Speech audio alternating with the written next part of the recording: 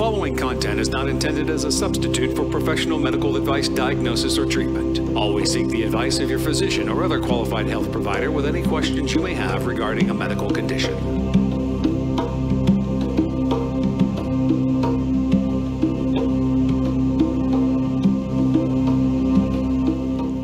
Hello, everyone, and welcome to Always Another Way podcast. My name is Marina Sprocki-Spriggs, and I'm your host. I have a master's in professional counseling. I am the IPPY Award-winning author of Stop Looking for a Husband, Find the Love of Your Life, and Nasty Divorce, A Kid's Eye View. I write positive divorce advice for the Huff Post, and I'm trained in clinical hypnosis. And this podcast speaks to out-of-the-box thinkers and those who hear the call of hope and always another way. And if you're very rigid and set in your beliefs, then this probably is not your cup of tea. However, you should note, taste can and do change. And we have a really, really cool show today, all about doing something another way. And that thing another way, we're going to be talking about a gap year after 60. And you may be thinking, like, what's a gap year? I only heard about the gap year maybe 4 or 5 years ago from a friend of mine whose son was going to college. And I was like, oh, that's interesting. Good idea. And then, but I don't have children of that age, nothing more. And I've had the pleasure of interviewing the woman I'm going to talk to today, her husband, Sam Harrington, Dr. Sam Harrington, about his book, Choosing a Good Death After a Long Life. It's called At Peace, is the beginning title. It was super good. And then had the opportunity to meet his wife through that. And so we are going to talk to Debbie Weil. She is a veteran communications professional. She was a journalist for 20 years before becoming an early adopter of the web and the internet in the 1990s. In 2006, she published the Corporate Blogging book, and it was one of the first books about business blogging, after which she spoke and consulted worldwide on corporate use of social media. After 31 years in Washington, D.C., and after their 3 children were grown, Debbie persuaded her physician husband, Sam Harrington, to retire and reinvent how they live by moving to a small town on the coast of Maine. This major life change became the basis for a blog they write together, Gap Year After 60, and side note, what we're going to talk about today. And she has a podcast she's developing called A Gap Year for Grown-Ups. She continues to be a nonfiction book writing coach.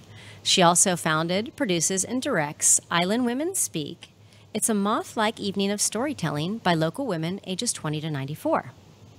She has an honors degree in English from Harvard, a master's in journalism from the University of Wisconsin-Madison, and an MBA from Georgetown University. She and her husband have 6 grandchildren and divide their time between Stonington, Maine, and Brooklyn, New York. So, welcome to the show, Debbie. Thank you. Hi. Is that working? Yes, we can hear you and see you well. So, but I can't see me, which is terrible. But just because I want to be looking at the right place. Thank you so much, Marina. It's an honor, absolutely an honor to be on your show, and I love your tagline for out of the box thinkers, because I think that's kind of what we feel we've done. Oh yeah, and that's why you're on the show. We'll talk beginning. I was doing like a little promotional post, and I used this S word, seniors, and so then I saw Debbie had put a post about that, and then even as I was thinking about that and talked to her a little bit about this before, so I'm 46, so I'm getting close to that 60, and but what is seniors in that word, and I was just thinking, oh, I kind of feel the same as maybe I was in my 20s, but looking older and maybe wiser too. And so, how about you, Debbie? Well, I mean, it's the quintessential baby boomer allergic reaction to, we're special, we're different, we're not old, we're never going to get old. Although definitely now I'm 66, because when I left DC, I was 61. definitely feel a little older. There's nothing wrong with older, by the way, because we're all getting older every day. Right. But unfortunately, the term senior just is so loaded, I think, with negative connotations. You know, a senior is someone who's less active, less useful, less valued. And I think maybe not just baby boomers, but many of us react against that. And even the word retire or retired is one that I really have to swallow hard to say it, because Sam and I have done so many things, you know, since we left DC, and he's written a book, and I don't think either one of us feels very retired. So that's another word that baby boomers are allergic to. And, you know, as in we're doing something different. We're in a different stage of life, but this old idea of being kind of retired and sitting back, it just doesn't fit a lot of us. Oh, and I love that, because I feel like I'm going that way. And so, and yeah, let's kind of talk about, so I just said I just barely just heard about this gap year for, you know, students. And so what is the difference? So you've said, okay, I'll have a gap year for over 60. And, you know, kind of what's the difference between a gap year for students and a gap year for adults that are older than college? You know, well, I guess you can be any age in college, but, you know, that early student age. Well, first of all, we gap year is very popular in the UK, a gap year. And when our children were in their teens, which was 20 years ago, we had kids very young, we let each one of them, all three of them, take a gap year. We felt we were being very progressive, you know, parents to do that. But we both reflected to each other at the time that we wish we had been able to take a gap year after high school and before college. And of course, we didn't know each other then, but our respective parents had said, no, absolutely not. So it occurred to us, you know, as we got to the stage where our youngest daughter was graduating from medical school, from graduate school, that, oh, yeah, actually, wait, we don't need to ask permission anymore. Mm-hmm. Oh, we could take a gap year.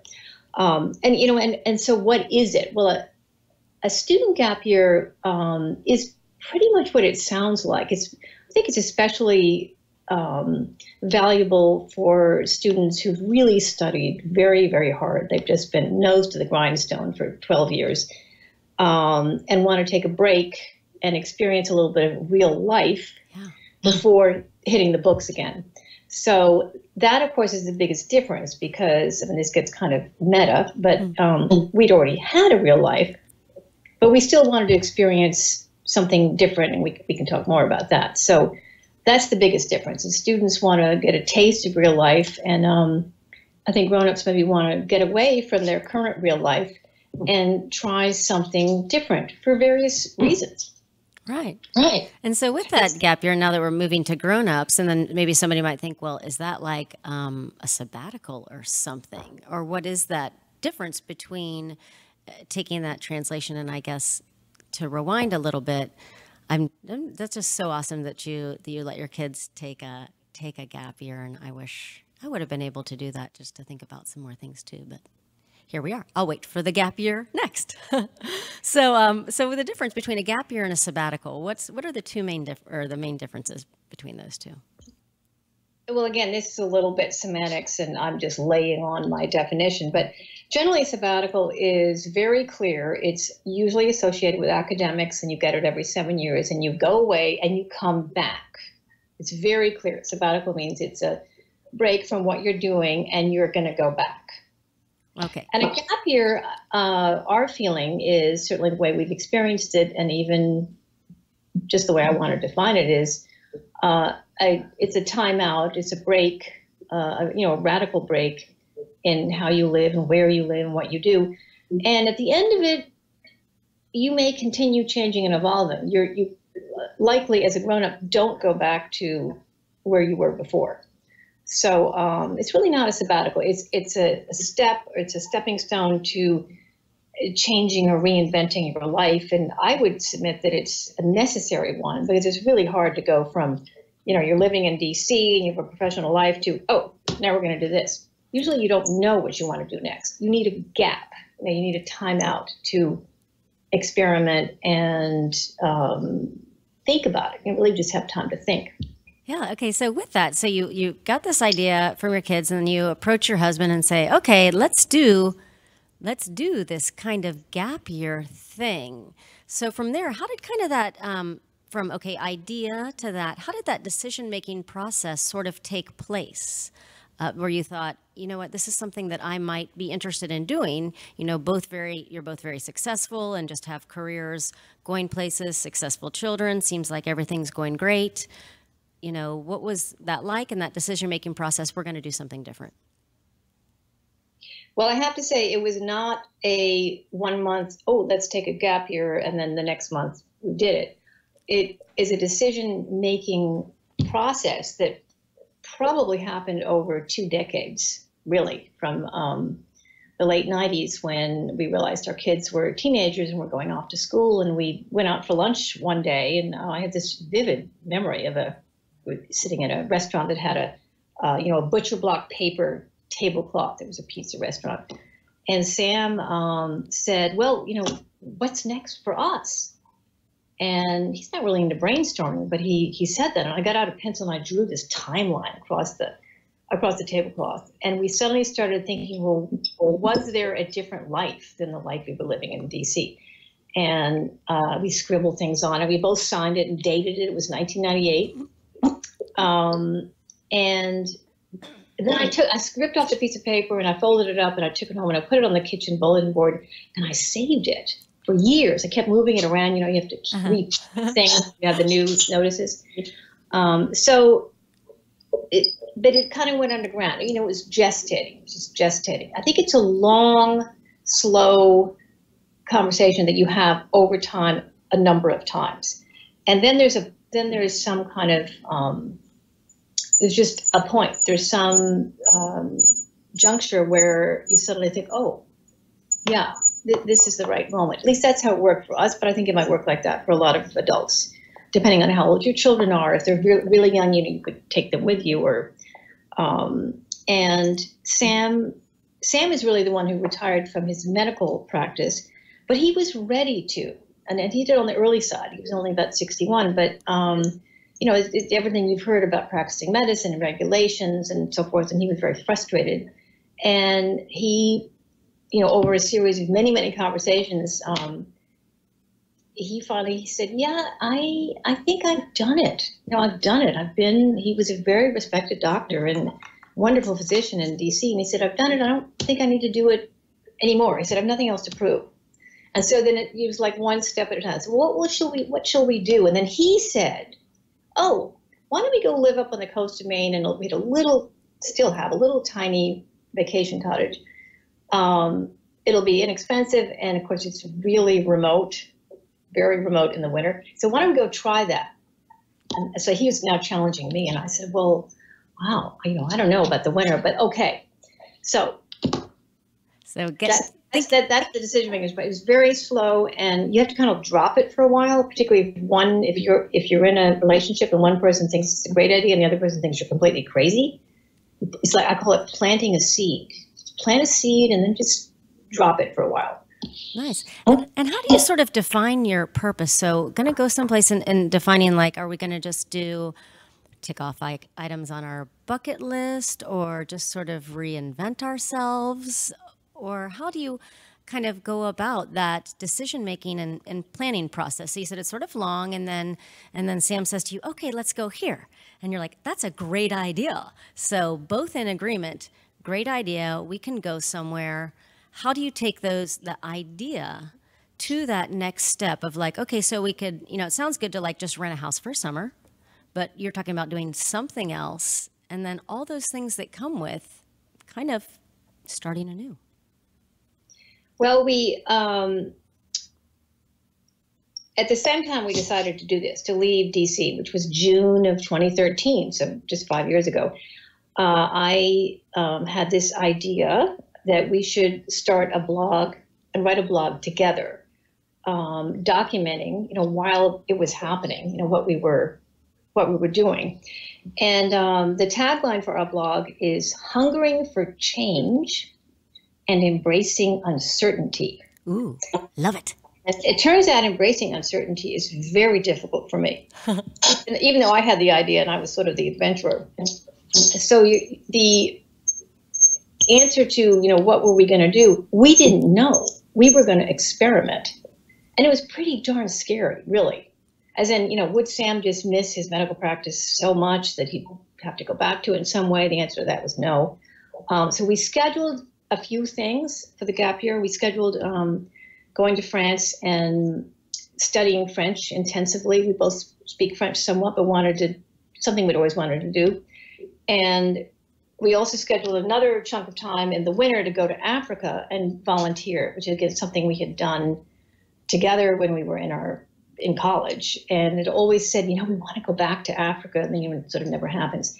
So it was a combination of, we're just going to see how this turns out, but we'll schedule a few things, and then we'll kind of see what it's like to be living away from DC and finding useful things that we really want to do. So the bucket list thing it's important. It helps you think of adventures and travel. But our guiding principle was, we're looking for a new purpose, a new way of living. We're just making more money. It's not the guiding rule. And what is that? And it doesn't just fall from the heavens. I mean, you have to time has to go by. You have to, figure it out as you go along. So that's, I think that's an answer. I can't remember. No. That's very good and very explanatory. And speaking of that money thing, and so some people are saying, "Oh, that sounds great," but what do we do about money for things, and how does that kind of work out, or preclude or not preclude people from doing this? Well, I think most people, certainly by our age, own a home. So you can rent your house. You think about it, you could do a swap. Most people can, I think, figure out the money piece certainly for a year. Using either what you've got in the bank or renting your house or doing a swap. I think you can be creative about it. And I think you have to be very realistic, which is that the operative word is downsizing. Less is more. And so we very much took that approach, that if we were going to live in another place, we'd have a very small house, try and spend a lot less money. But again, with creative ways of, depending on your situation and how old you are and whether you have children or not, most people, I guess I should say, most professionals can probably figure out a way to make the money piece work for a year. And then beyond that, well, that's where you're embracing the uncertainty, because maybe you go to this smaller, quieter place and find that you're going to work in a way that you make a little bit of money, or you can live off your savings or whatever it is. So I'd say being creative and open about it is probably, that's how that works. Interestingly, Marina, the money question, and because remember, Sam and I talked about this certainly probably for 5 years before we actually did it, really talked about it. And every time we talked about it, the money would come up first. And Sam would say, well, how can we afford it? How would we do this? And I finally said to him, I don't have the exact answer to that, but I'm pretty sure that money is not the real obstacle here. It's whether we want to give up our life and our identities in this big city and go try something else, or willing to give up social status and that kind of thing. And I think he finally heard me on that. And interestingly, I had all the ideas, but honestly, on the gap year, he has seemed to adjust better, whereas I've had a lot of regrets about leaving DC, pretty much over them now. But so money seems to be the biggest obstacle. I don't think it is. I think it's really more wrapping your head around who you are, who you might want to be, how you might want to change as a person, how you want to live your life. So. Yeah, and let's kind of we'll just kind of drive that way a little bit on that change of things, of people, and a lot of people sometimes they've been doing just the same thing for like a very long time. And maybe like you've lived in DC for 31 years, you've established friends. I mean, you got your everything that you do down pat. And then to especially, some people are adverse to change after so many years, I guess, battle that inner desire of like, I want something more and different to, like you said, the uncertainty of what if I move somewhere and then I don't have any friends, or, all this stuff implodes. What did you do? Because you said you had a little bit of rocky time. You've been doing this for 5 years now. How did you get through, if you had any of those doubting times, like, did we do the right thing? And come out of the side where you are now? Well, interestingly, you mentioned Sam and his wonderful book, because his reinvention was to become a writer and write his book. And he is very focused. He just keeps moving forward. So he didn't suffer as many times of doubt or self-doubt as I did. We're very different as a couple, which is kind of amusing sometimes. But I always say that somehow we always are able to make the big decisions together. But there are a lot of little things that we don't agree on. So the question of how do you really have to become more self-aware and then actually think up, small solutions step by step. So by getting involved with things, for example, where we are in Stonington, Maine, where, by the way, there is no dry cleaner. I love dry cleaning. The nearest dry cleaner there's a place you can drop off about 30 minutes away. There's little things like that as a woman I cared about. Or where do you get your hair cut? Sam didn't really care about. And Sam, for a while, thought he might drive the ambulance as a volunteer, and he signed up with the ambulance corps and got to know a lot of people, and it ultimately just didn't work out because of his schedule and the book. And I'm very involved with the little tiny theater that's kind of this amazing organization right here on the main street and on this coastal town of Stonington, Maine. And I've gotten to know a lot of people that way and have felt, really useful, like I was really making an impact in a way that, honestly, I don't think either one of us ever felt in DC. Nice. So there's lots of little things, where you're tweaking and realizing, gosh, that couple down the road, we've had them over to eat, and we've been to their house, and they really feel like friends. Maybe even more than some of our DC friends whom we love, but everyone's always very busy. Everyone's super busy with their jobs, and you couldn't just get together quickly. You had to schedule everything a month in advance. So, step by step, you begin to see the good things about being in a smaller, quieter place where there is less to do. But sometimes what we have found is it's often more of what we want to do. So that's the operative key there. That's not a perfect answer, because there really isn't a perfect answer to that, because it is learning how to embrace uncertainty and then trying things. Nice. And so what final advice would you give to somebody that's listening that's like, man, that sounds really great. I would love to do that. Would you just tell them to go for it? I would tell them to go for it, and I would say the biggest piece of advice is don't worry about how it's all going to turn out. Don't go in with an absolutely clear goal that, now I'm here living in, Brooklyn, and now I'm going to be out west, and I'm going to be a goat farmer or something. You don't have to know where you're going to end up. And that's really, I think, sometimes the biggest barrier to taking the gap year or to thinking about making a change like this is, well, wait a minute, I'm here and I know this is my life and I'm good at it and secure and ensconced in it. And there's this inertia. I mean, how would I change it? How do I know where I'm going? And my advice is, if you feel the urge to change and, try on a new identity, which could be, slowing down, being a better, more thoughtful, considerate person, whatever it is, don't worry exactly about what it's going to look like on the other end. Because that's kind of that's the magic of it. You really don't know. You just don't know.